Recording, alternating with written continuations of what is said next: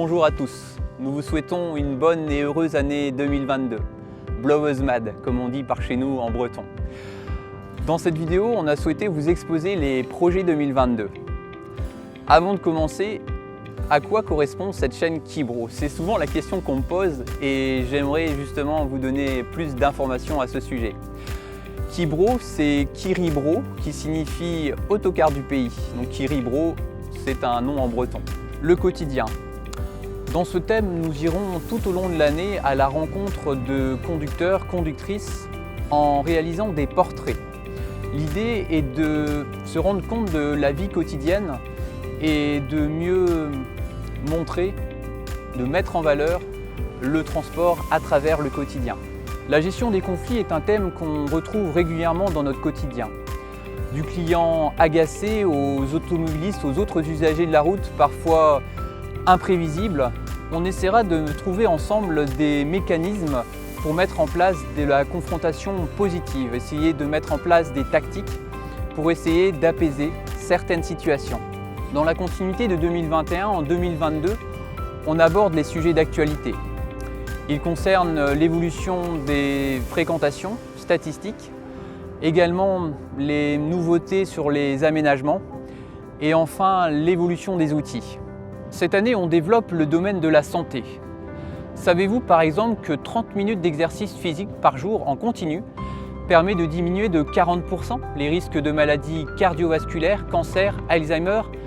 Avec des études à l'appui, on vous montrera les bienfaits de l'exercice physique et de la relation avec les mobilités du quotidien. Qu'est-ce que l'intermodalité? L'intermodalité, c'est favoriser l'interconnexion entre plusieurs modes de transport. On s'appuiera sur le réel pour mieux se rendre compte de la situation. Ne cherchez pas la sécurité, c'est le jeu le plus dangereux du monde, a écrit Winston Churchill. S'exposer à la nouveauté, c'est ce qu'il a voulu démontrer et c'est ce que nous avons fait en 2022 en créant le podcast des mobilités. Vous retrouverez très prochainement sur cette chaîne YouTube ainsi que sur Spotify du contenu original. Quel est mon parcours? J'aime bien dire que je suis voyageur depuis 1994, voyageur conducteur depuis 2005 et voyageur conducteur coordinateur depuis 2012. Je vais vous raconter une anecdote quand j'étais lycéen à Saint-Joseph-du-Pilier-Rouge à Brest. À cette époque, on était dans un bâtiment à proximité de la place de Strasbourg. Et de notre fenêtre, on voyait les quarts de ligne passer. Et souvent, avec mes camarades, je leur disais « Ah bah tiens, là c'est Patrick avec le 5036 ». Étonné, ils me disaient « Mais comment tu arrives à savoir que c'est tel véhicule ?»